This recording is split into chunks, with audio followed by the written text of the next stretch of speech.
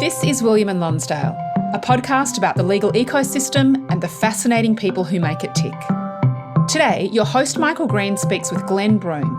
Glenn has spent most of his career as a social worker, supporting boys and later men caught up in the criminal justice system.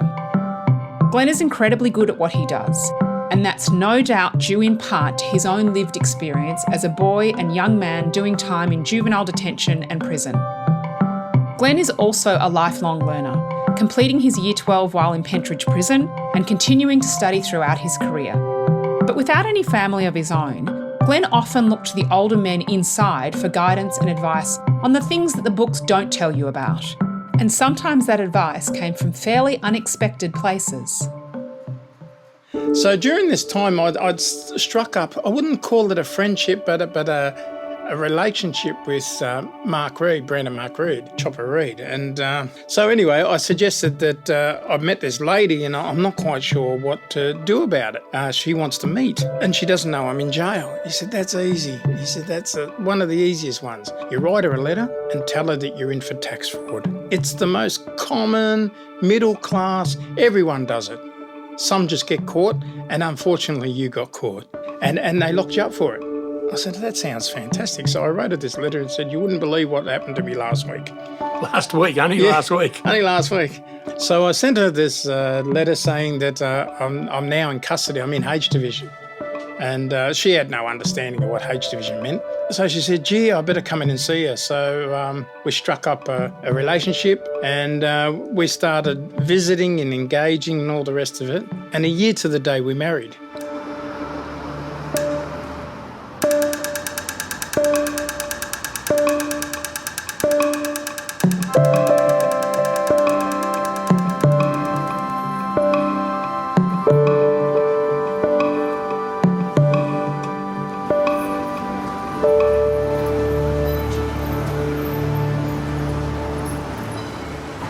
Our guest this morning on Lives in the Law is Glenn Broome. Glenn, welcome and thank you very much for coming in. Thank you for taking the time to interview me. Appreciate it. Glenn, your life in the law for the past 25 or 30 odd years, I think, if I've got my numbers right, has been working mainly in the juvenile justice system, helping young offenders rehabilitate. That's correct, yeah. But for the first 20 odd years of your life, your experience of the law was very different. You saw the justice system from the inside through growing up in orphanages, boys' homes, juvenile detention centres and even Pentridge prison. So let's go back to the start and can you tell us about your family, where you grew up, education, how did it all begin? Yeah, it was really quite messy. I mean, a lot of what I can share is through files. I don't really have a first-hand account of much of my early years. My mother was certified at the age of 11 with schizophrenia and spent much of her life in and out of Mont Park Psychiatric Hospital. In her end days, she was pretty much a permanent resident and used to take her own special leave. A lot of people in those institutions had family members that would come and collect them on a Friday, for example, and then return them on a Sunday after spending some time with family. My mother wasn't fortunate enough to have that, so she used to assign her own little special leaves where she'd take off and sometime later find her way back there. During one of those encounters, she was seeing a Maltese guy, to which I eventuated from. So I was encouraged later in life to find out that it was more than just a one-night stand. They'd been seeing each other for a little while. But she obviously had no visible means of being able to support me. So documentation suggested that once I was born, the department would put me into care. Apparently, shortly after I was born, she ran away with me. And then I think she came to the realisation that she couldn't manage it and handed me into Brunswick Police Station.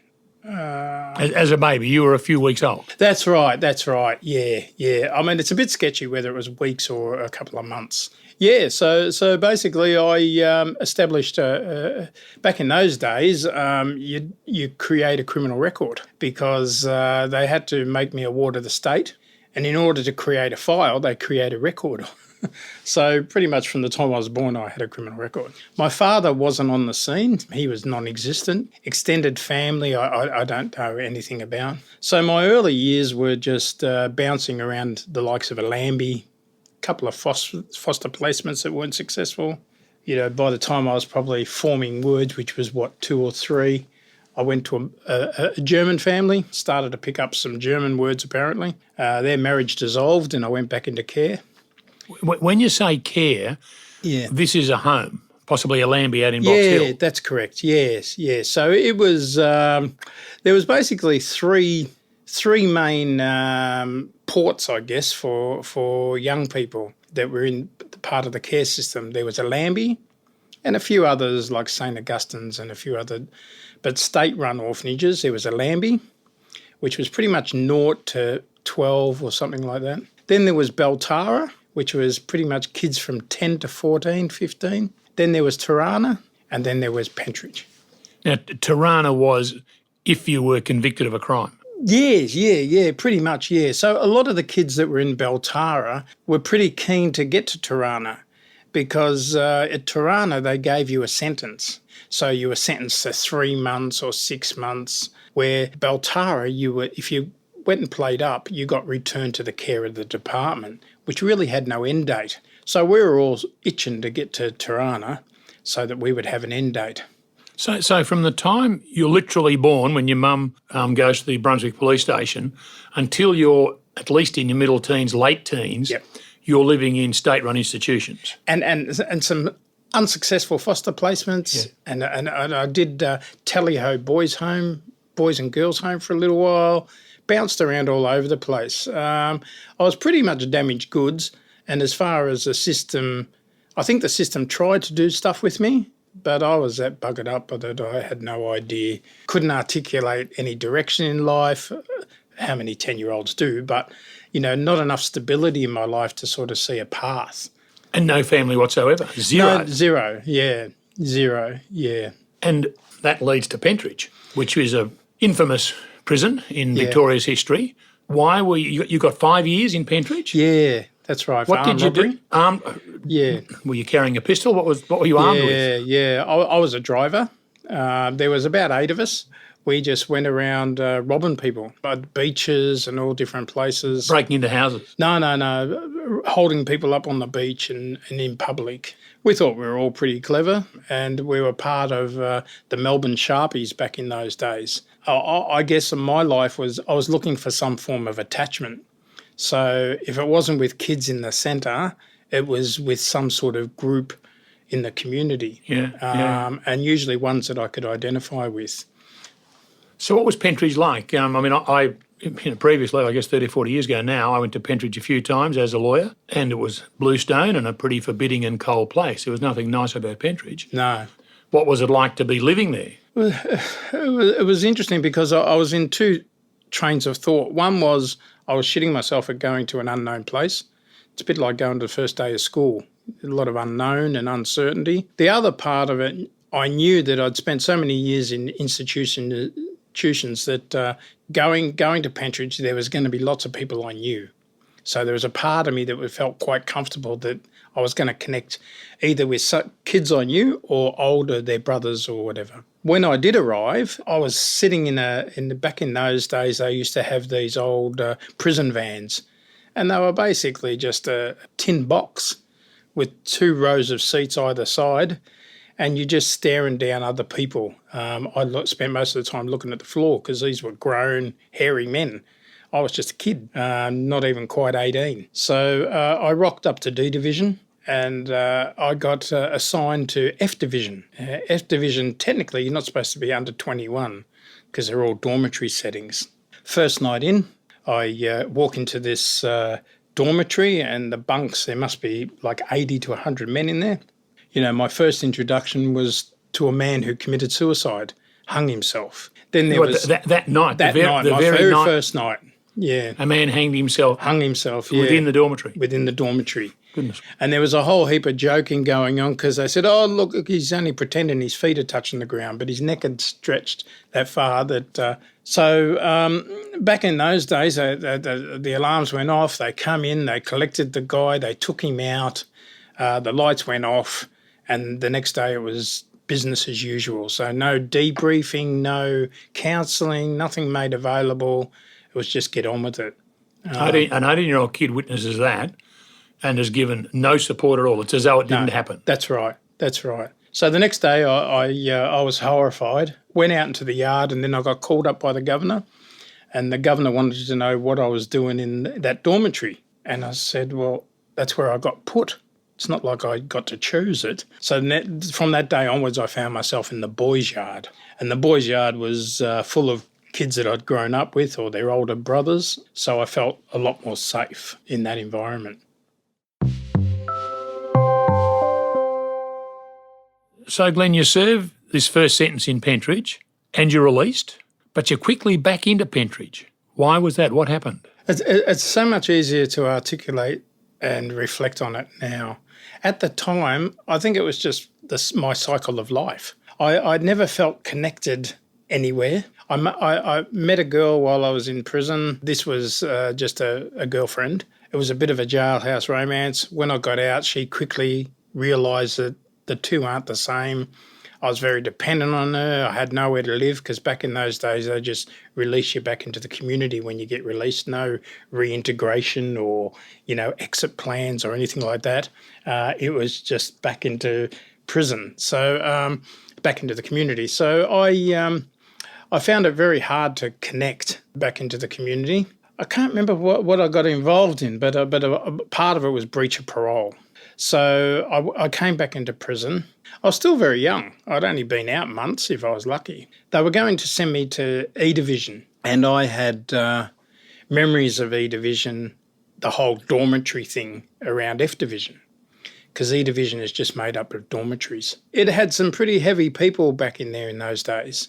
A lot of bank robbers, a lot of rapists, a whole cocktail of offenders. So, a couple of the guys said, they're going to pass you around like a box of chocolates, Broome. I just had flashes of things that could possibly happen. So I refused to go there. And I was in D Division at the time in the sentence yard. D Division, the yards are shaped like segments of an orange, like half an orange. Above the intersection of that orange is a tower, and an officer sits up there with a whistle and a Ruger 222 rifle. Anyway, they called up my name several times and everyone's geeing me up, don't go, Broome, don't go. So I put on my bulletproof vest and manned up and put a basketball under each arm and bridged up and said, I'm not going nowhere. So an officer came out, Officer Rowe, lovely guy, lovely officer. He said, come on, Broome, you've got to go to E Division. I said, I'm not going. So he came into the yard and he grabbed me by the arm. And in my attempt to break loose his hold, I hit him on the jaw with my elbow and knocked him to the ground. Well, it was probably the worst thing I could ever done. Whistles go off, sirens go off, a big band of officers come out, and it's on for young and old. They're grabbing me and I had to put on a show, so I'm resisting. Their hats fall off and a whole heap of stuff happens. And their badges get torn off their hats. And are other guys joining involved. in the melee? Yeah, that's right. Yeah. It's turning into a Richmond Carlton match. There's a melee on and a half. So every part of me is regretting this because I know what the consequences were. So they threw me into a padded cell. I went before the governor an hour later, and he sent me to H Division. Was this because H Division was the worst place they could send you, or did he appreciate it wasn't appropriate to send you to E Division? I think it was the fact that I'd now been charged with assaulting an officer. So I was off to H Division for punishment. Yep. So anyway, later that day I end up in H Division, probably the most terrifying place I'd ever been in my life. I think they deliberately trained staff to be mongrels and they treated you as such. You got inducted into H Division by being totally strip searched, flogged into a cell that had no door. It was just like a monkey's cage with bars. And they gave you a heavy canvas sort of blanket, and that's all you had. With clothes on or without? Without clothes. Without clothes on? Without clothes. So for the first 24 hours, whether that's, when I look back on it, whether that was a poor man's attempt as some sort of suicide watch, because guys did a lot of self-harming in that place. It wasn't a nice place to be. It wasn't a nice place to be, and yet it led to a very happy period in your life. Yeah, yeah. Explain that to us. Well, there's two encounters. One, they used to have what I can best describe as a series of holes drilled in a wall in your cell, and that formed a shape of a speaker. And it used to be tuned into 3KZ. So I think it was like a Friday or a Saturday night at about 7:30, 8 o'clock. I'm laying there, and I hear this voice come through saying, "Hi, my name's Happy. I'm looking for an honest, sincere, genuine kind of guy." I thought, that's a bit of me. Here I am in H Division, ex-armed robber, just a dead set lout, and here I think it's me. So I penned her a letter, not sure where it would end up or where it would go. But 3KZ had this program called The Matchmakers, and the way that it worked is that a person would come on the air, describe the type of person they're looking for, a little bit about the personality of themselves, seek to get correspondence from men who are interested in a relationship. So apparently 2 or 3 weeks later, she got this bag of mail and she went through it all, and she chose mine. And she wrote back to me. And back in those days, you used to just write a letter and post it out. So anyway, we started corresponding. She answered my letter, and we were writing to each other for a couple of months. Did she know you were in Pentridge? No, not at all. So anyway, she suggested that we meet. And I thought, this is a bit curly. Not quite sure what to do with this. So during this time, I'd struck up, I wouldn't call it a friendship, but a relationship with Brandon Mark Reed, Chopper Reed. And we used to talk through the trap and different stages, and he was quite a smart man. I found him to be a lot smarter than me. He just articulated himself and ran rings around me when we talked. So anyway, I suggested that I've met this lady and I'm not quite sure what to do about it. She wants to meet and she doesn't know I'm in jail. He said, that's easy. He said, that's one of the easiest ones. You write her a letter and tell her that you're in for tax fraud. It's the most common, middle class, everyone does it. Some just get caught, and unfortunately you got caught. And they locked you up for it. I said, that sounds fantastic. So I wrote her this letter and said, you wouldn't believe what happened to me last week. Last week? Only last week? Only last week. Well, I had to allow time for mail. It had to be after my last letter. So I sent her this letter saying that I'm now in custody. I'm in H Division. And she had no understanding of what H Division meant. So she said, gee, I better come in and see her. So we struck up a relationship. She had 2 children already from a previous relationship. And we started visiting and engaging and all the rest of it. And a year to the day we married.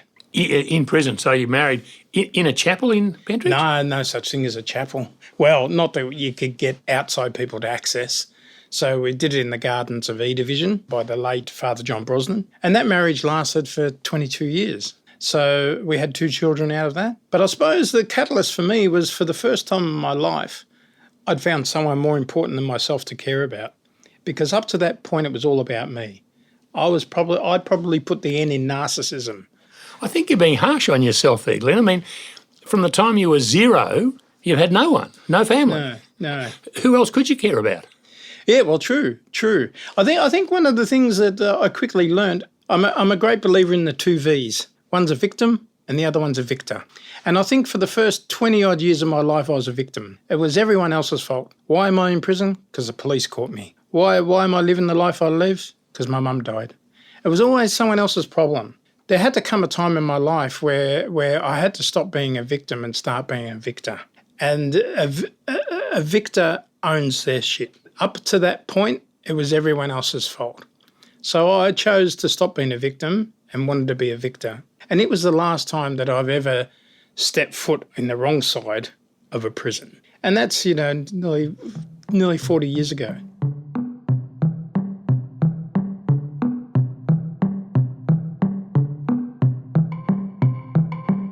William and Lonsdale is brought to you by Green's List, one of the leading multidisciplinary barristers lists in Australia.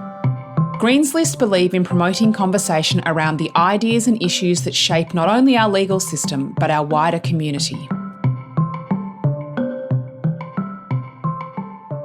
Glenn, there was another person in Pentridge who had a big influence on your life in steering you down the path of maybe education. Who was that, or what was that about?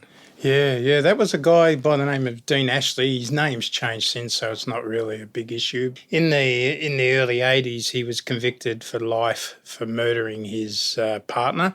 He was a young guy. He was about 21, so he's about 3 or 4 years older than myself. He was no dill. He was a well-presented, smart-looking character, and he believed in education. And he was studying accountancy. He'd completed his year 12 and up until that time, I think I was like a year 8, year 9 dropout, used to run away from school all the time, very disconnected and saw no value in education. So we shared a cell together and he encouraged me to get educated. He said, you need an education behind you if you want to move. It was probably the start of the 80s where it was sort of, a HSC or a year 12 was the gateway into further education. I must have been 21 at the time because I was able to do it as a mature age student.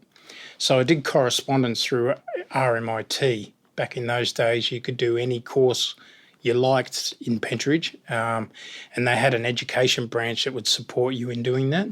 So I think as a mature age student, I only had to do 3 subjects. And maths didn't have to be one of them, which was good. So I think I did English, Australian history and some other clever unit. That was the easiest way. I was very pragmatic back in those days. It was the end goal that I was always interested in. So I completed my year 12. While you were in Pentridge? While I was in Pentridge, yeah. I don't think my results were that flash, but it was a pass mark. And it almost basically set me up to do further education. Like I had a different view of it now. So yeah, he had a huge influence. I think he ended up reading years later. He escaped from Ararat and then got rearrested and is now in the community. I think he's living on the Gold Coast. Good luck to him. And so I don't really have much to do with many of the people from my past. When I later on was working in the prisons, I'd see a lot of the guys I grew up with, and it really saddened me because they were institutionalised. They had done many years.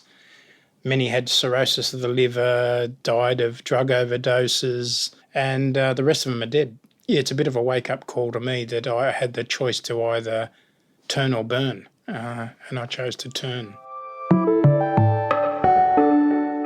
Now, in your mid-20s, I guess, roughly, you leave Pentridge for the last time. That's right. You and Happy are married? Yep. You head up to Grafton in northern New South Wales. That's correct. What took you up there? She had friends that were living up there, and she also was a believer in that I needed a fresh start, that I was too well known in Victoria, and it was too easy for me to fall back into my old ways, just go down the street and bump into the wrong head. Yeah, she had friends in Grafton, and we moved up there. And again, it was an environment where opportunities. Maybe I had opportunities my whole life and didn't see them as opportunities. A little bit more mature, a little bit more wiser, and someone else that could do a little bit of thinking for me. Opportunities arose up there. So I got an interstate transfer on my parole. Must be also noted that I did end up, before I got married, telling Happy about my past, right, what I was really in there for. So she knew the truth. Yeah, so I didn't live my whole life as a lie. So we ended up, she forgave me and we moved on. So I got an interstate transfer on my parole. The Victorian Parole Board must have thought, they're lucky stars, we finally get rid of Broome so that he can become New South Wales problem. So I got up there and I met a guy, my parole officer, a guy by the name of Kevin Weir. An unbelievable human being. He was married, had a family, probably 20 years my senior, was a Baptist man, church-going dude. He entered my life and he opened his life to me in the sense that of his family, unheard of in Victoria. You would, parole officer introducing you to his family and all the rest of it, came to my home, helped me dig out an old plant root, got photos of him on the shovel. He was just a human being, just an amazing human being that basically became a mentor. At the same time, there was another guy by the name of Steve Nelson. He was a Salvation Army officer, ran a farm up in Grafton, tomato farm and other veggies. I was never a keen farmer, but he was a lovely guy. He was an ex-Vietnam vet, thorough gentleman. Now, from time to time, they tried to get me, to go to their church and all the rest of it, and I made a couple of guest appearances, but it wasn't really my gig. But I appreciated all the same. But what he did introduce me is to a community of normal people that were not offenders, that were just able to have fun, didn't need alcohol or drugs to stimulate their interests. So I felt myself, it was a nice, safe place to, for me to acclimatise to the community. Secondly, for me to raise my own children and Happy's children at the same time. So by this time, have you and Happy got your own? Happy's had 2 children by a previous relationship. Correct. Yep. Have your children with Happy been born by now? Yeah. So in the first couple of years, we had 2 children. We had 2 boys, and they spent all their primary and secondary schooling in Grafton. Yeah, it was happy days. I got a real job for the first time in my life. Hated it to death. That must be extremely difficult to become a 9-to-5 worker after the life that you've lived. Yeah. Did you have the self-discipline to make yourself do it all?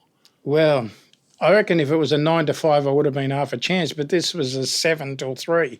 So it's a 7 part that killed me. The job was working for a roof truss company. Didn't even know what a roof truss was until I got the job. Now, some of our listeners may not know what they are either, Glenn, so maybe, including me, so maybe tell us. Yeah, okay. So roof trusses are basically the things that your tiles go on your roof. So they most commonly look like a triangle. So you had to form these up, and a truck comes and collects them and takes them to the job site. What I was unaware of is this is pretty raw material. So the sap and the gum and gunk gets on your hands and it stains you pretty badly.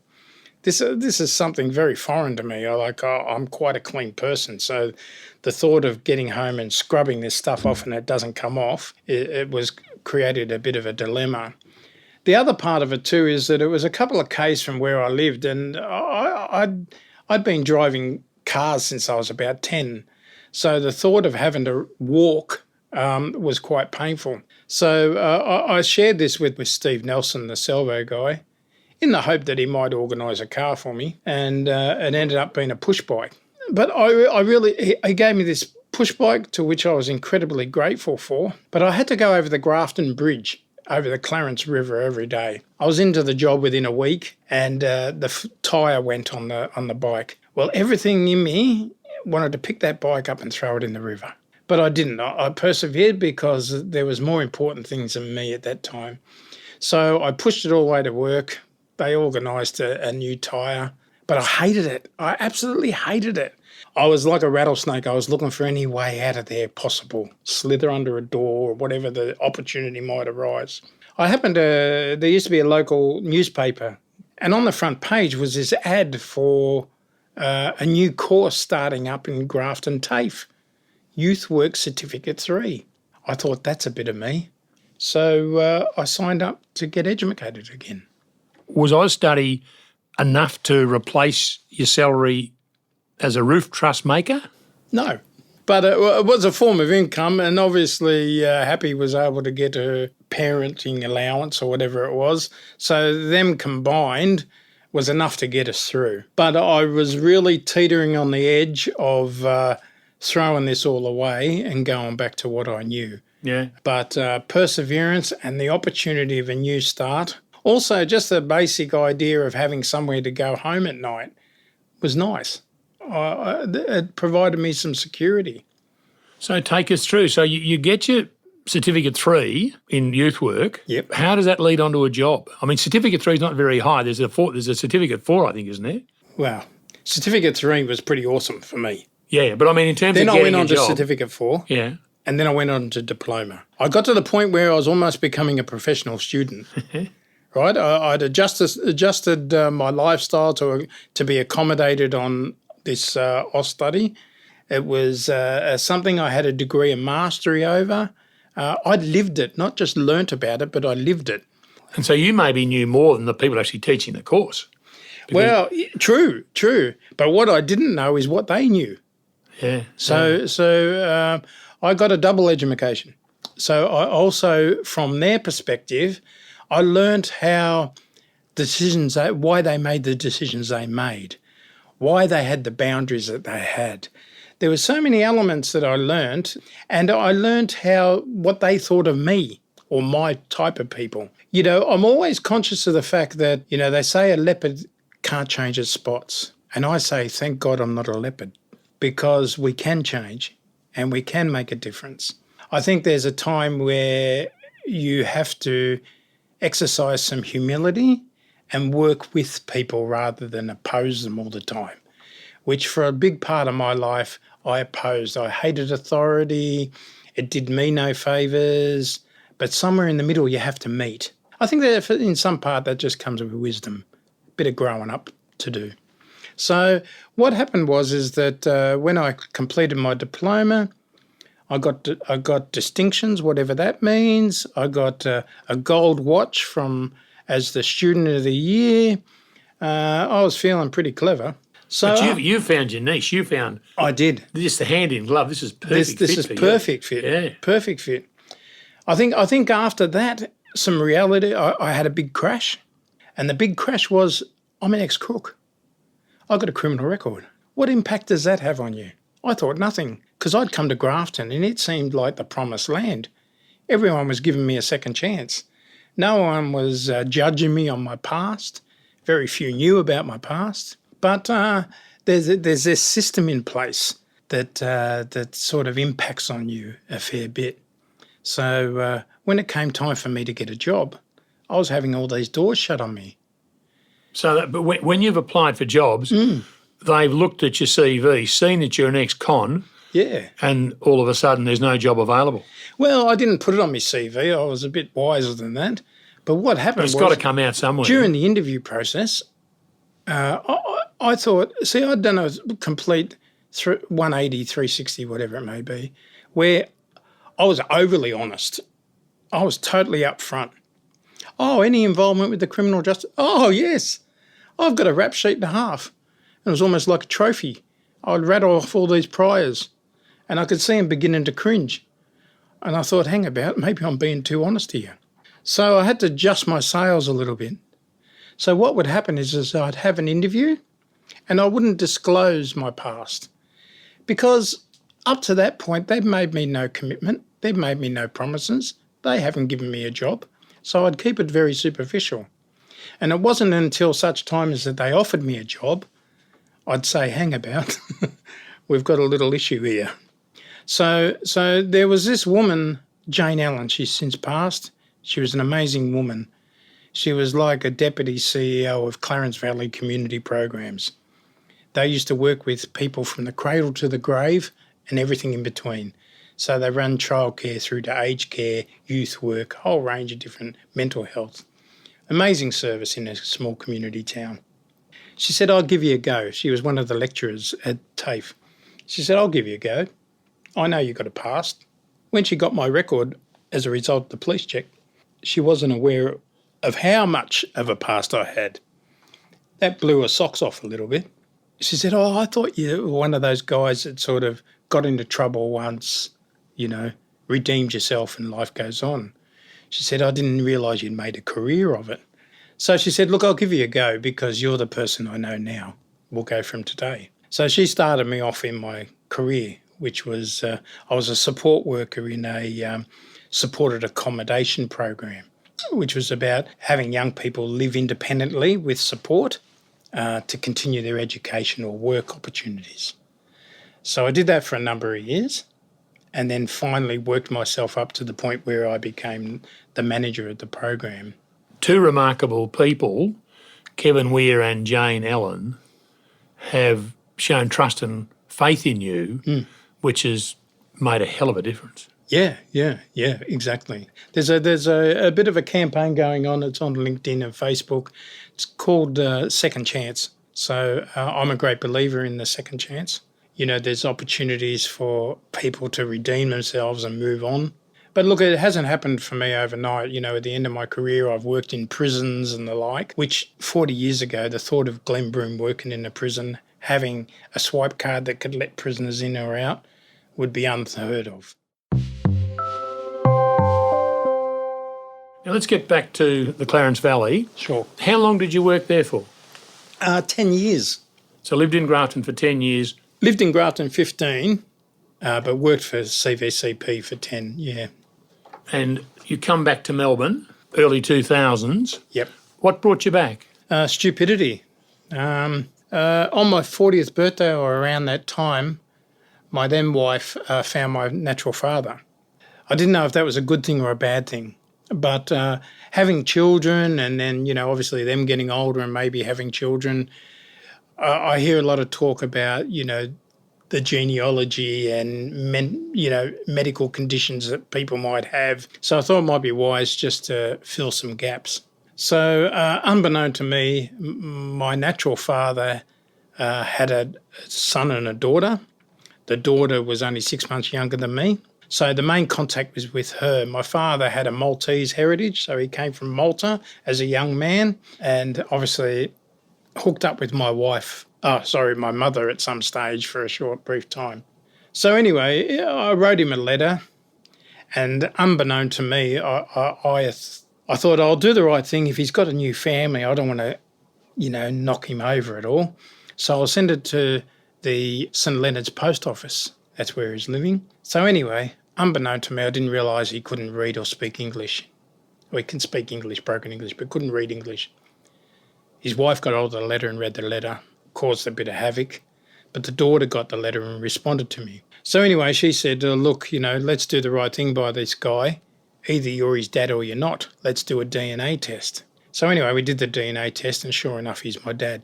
My wife at the time said, let's move back to Melbourne and give you a go at trying to establish some sort of relationship with your dad.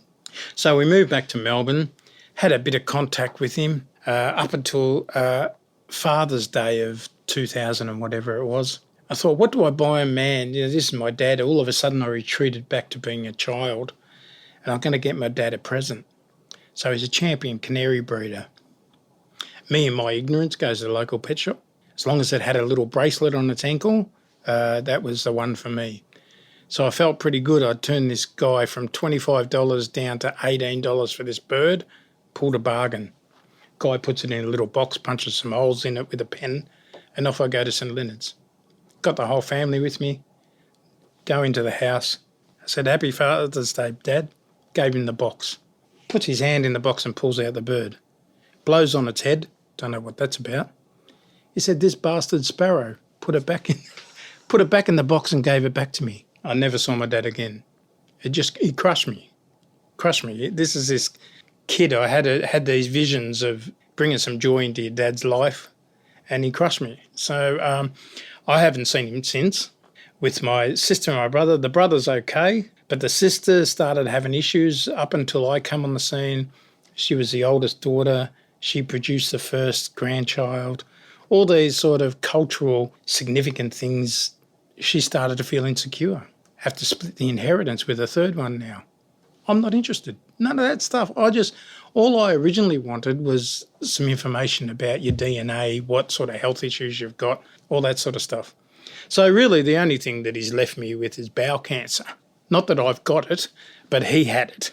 Yeah, sometimes, look, sometimes these things are best left alone. I personally didn't want to have an interest. I was sort of encouraged by my then wife. But, if I could do it all again, I probably wouldn't have returned to Melbourne. Okay, but you are here now. Yeah. And you've worked here for the last 20-odd years. Yeah. What did you do when you came back? Was it easy to find a job? Did you have the problem of being an ex-con or...?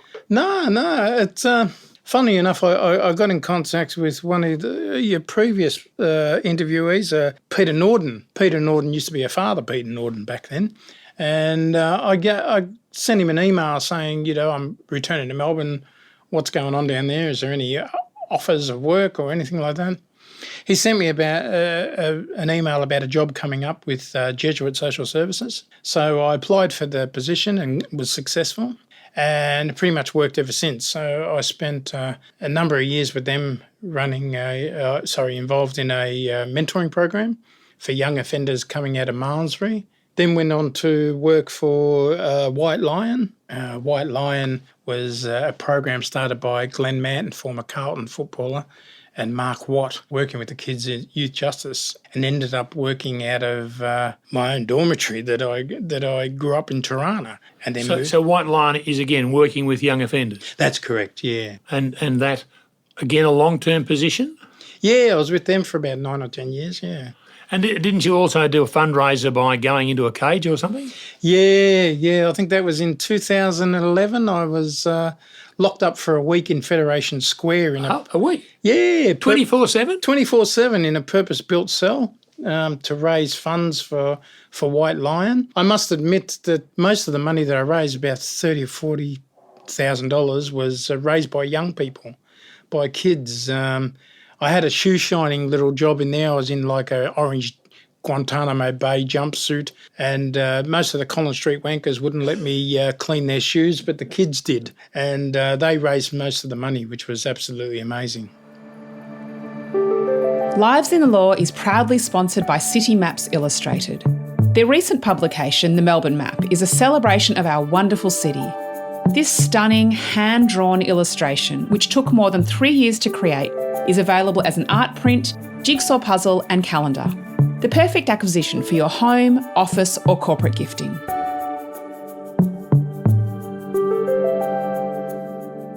Glenn, what was your role? You're with Jesuit Social Services running programs like Connections and Accelerate. You're with White Lion running programs there. I mean, it's sort of easy to say running programs. Yeah. But actually, what did you do? In a hands-on fashion, what does a social worker like yourself do? I think to put it in a nutshell, it's connecting the disconnected. So really what we've got is a group of young people who are very wayward. They've got no direction, no path that they want to follow. They'd love to do it, but they just don't have the know-how. Then we've got a group of well-meaning community people that want to help. And the most powerful thing that a mentor can offer a mentee is their time. Time and time again, I had guys and girls say to me, why are they helping? Like, do they get paid? And I'd say, no, they're volunteers. They want to have an impact in your life. They want to support you. Unheard of, because everyone else in their life is professional. They get a professional role. And part of our role was to not overeducate our mentors, because we didn't want to take away the fact that the power they had was just being normal. They were just everyday Joe Blows that wanted to make a difference. So, working with a young person, it was more about just giving them some experiences they would never experience before. A kid that had grown up in a drug-stuffed family, very disconnected, very isolated, very dysfunctional, would never have gone to an art centre, never been to a museum, never eaten at unique restaurants. The best they could do was Mickey D's or Hungry Jack's. So for them to experience different cultures, different environments, spoke volumes to these guys. Throughout the years, we've had guys move from a mentoring relationship to a friendship to becoming part of their family. So they've gone to their weddings, they've done a whole range of different stuff. Lots of the guys that I used to employ in these roles, I wasn't interested. I wanted people with a colourful past. Wasn't interested in the fact that they were an ex-junkie, they were an ex-homeless person, they were an ex-robber, thief, whatever. What I was interested in is how did they come out of that? Because that's what you'll be doing with these young people. You'll be bringing them out of exile into a meaningful life. So a big part of my role was to facilitate these relationships where they become meaningful. And for a lot of these young people, they hadn't experienced anything other than trauma, tragedy, neglect, homelessness. So to show them something new was very important. And you then work with Bernie Geary at the Child Safety Commission. Was that the same sort of work? So this being a point of connection, a conduit between the children and the mentees and the mentors? Yeah, I think one thing that Bernie was very interested in, he's an amazing human being, Bernie Geary. One of the things that he wanted to do was go the next step from an intimate personal relationship to the community taking some responsibility for these young people. So Bernie was more interested in connecting a young person that was keen into cricket into a cricket club, a young person that showed some sort of inspiration or interest in football into a football club. So the club took responsibility, not part of the community. So Bernie was very interested in getting kids that are in care. So these were like homes that housed about 4 or 5 kids on a rotating 24-hour shift, getting them out of those environments and getting them into the broader community. So, a young person could be interested in stamp collecting or painting or photography, trying to tap into their interest and then link them into the broader community rather than a one-on-one relationship, which had huge success. And always, I think the thing I loved about Bernie Geary is that he never took a backward step. So, for example, the department might have concerns around, but they're not police checked. And he said, as, John Citizen, did I police check everybody that took my kids to football training or whatever? Let's normalise this and stop being so risk adverse. Yeah, look, Bernie Geary was a huge pioneer in child safety in Victoria. You move on from working with children to working with adults. Why did you do that?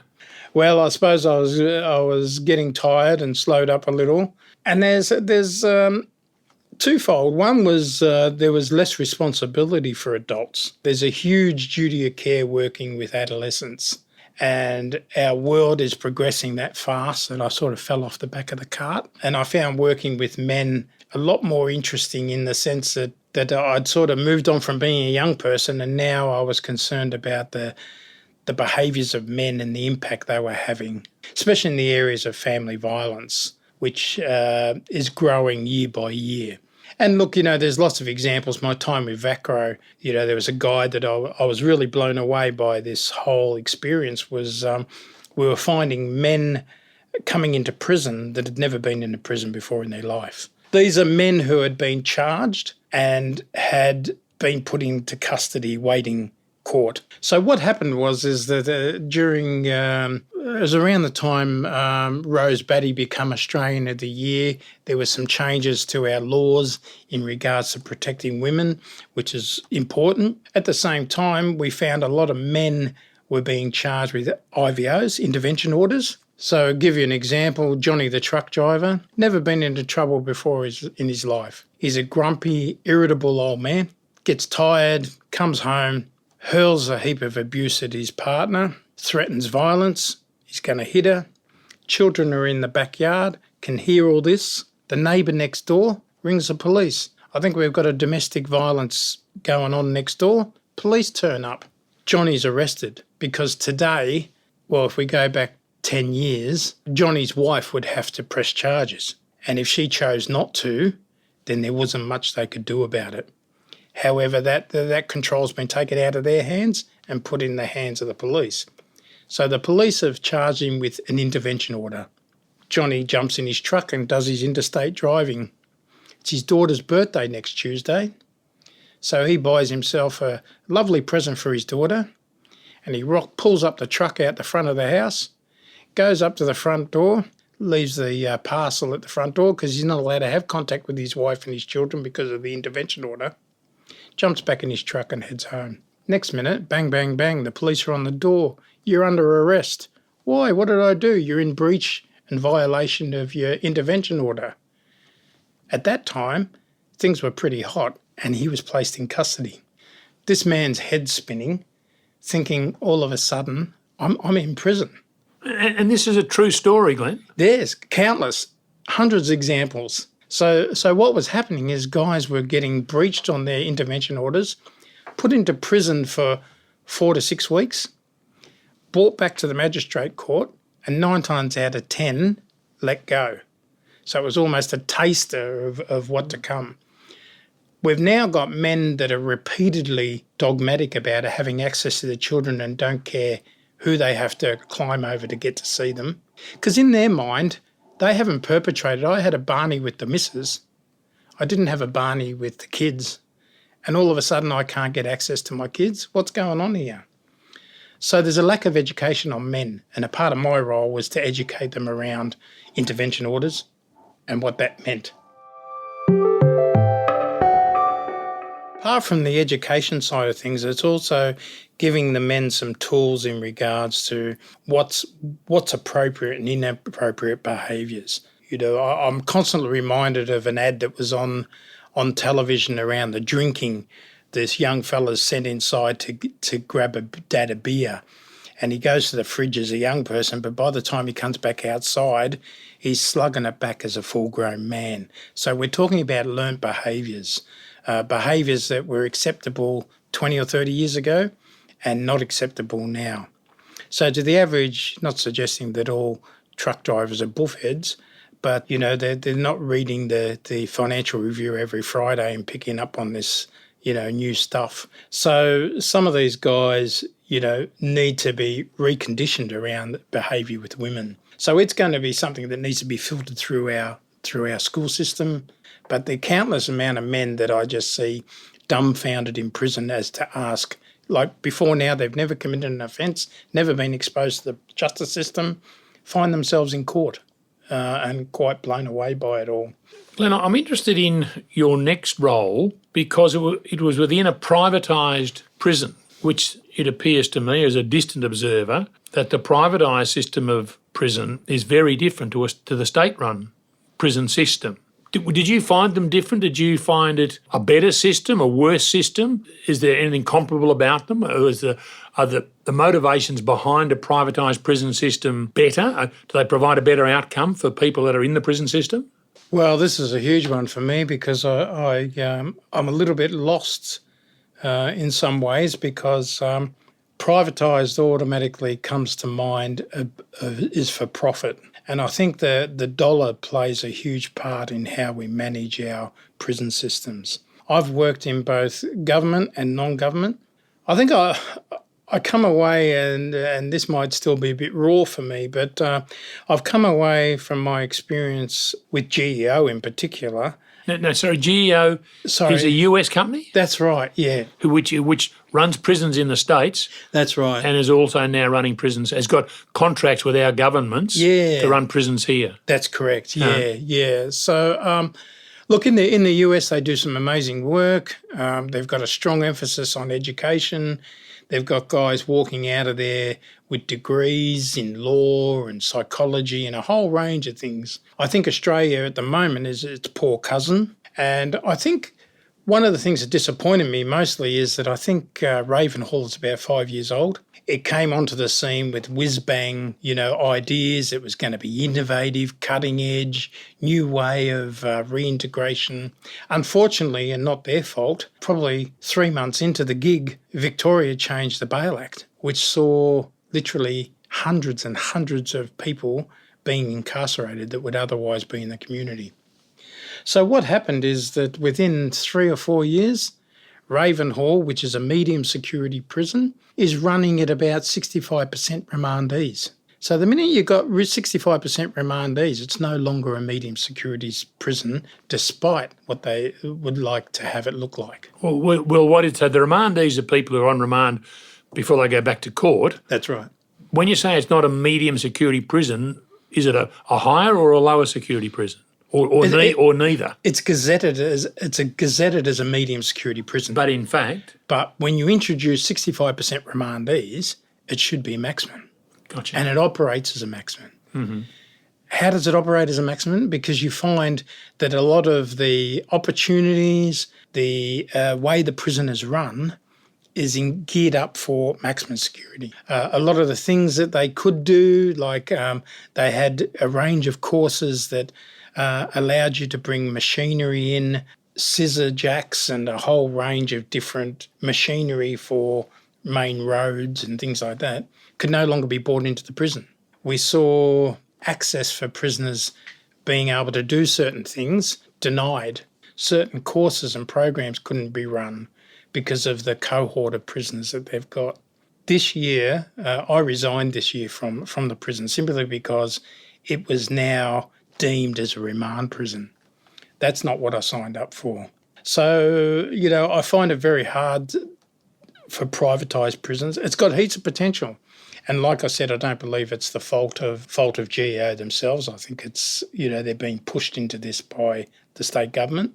because I think it's got heaps of potential. There's opportunity to do so many things like it originally set up for, but now it's just another jail. The potential changes in our Bail Act brought about by Veronica Nelson's death might have a positive impact there, I would hope.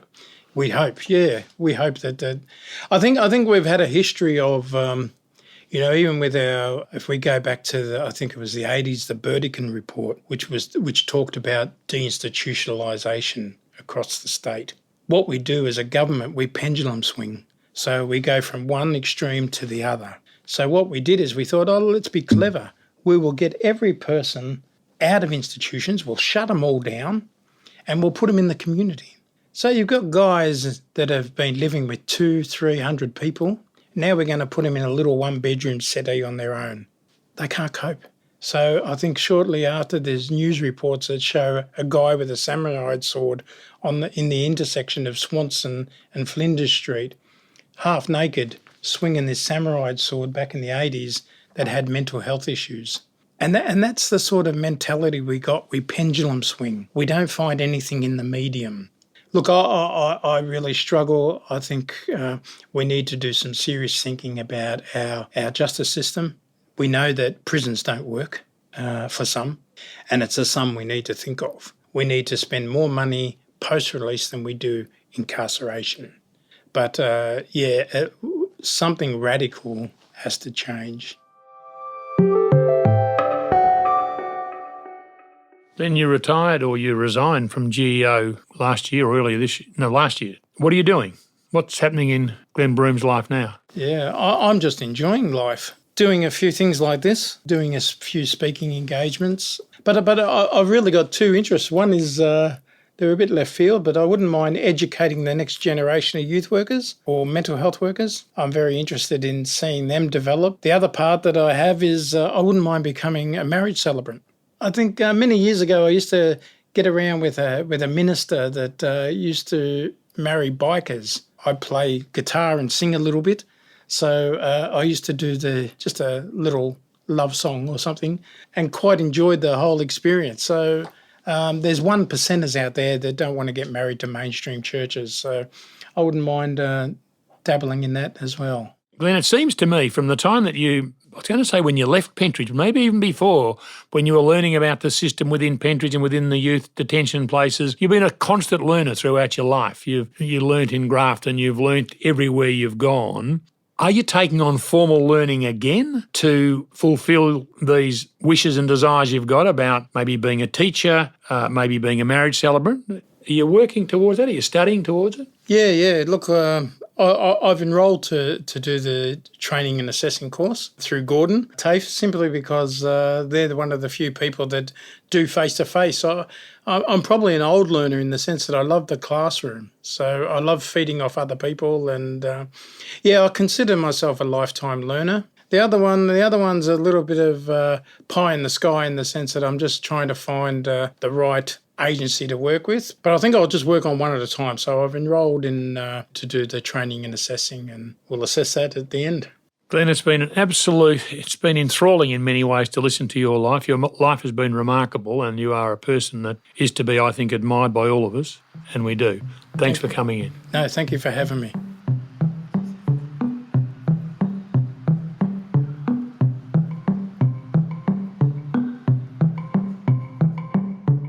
Show notes from today's episode can be found at greenslist.com.au/podcast. There you'll find links to things we've talked about in this episode, a transcript of the show, and some wonderful photos of our guests.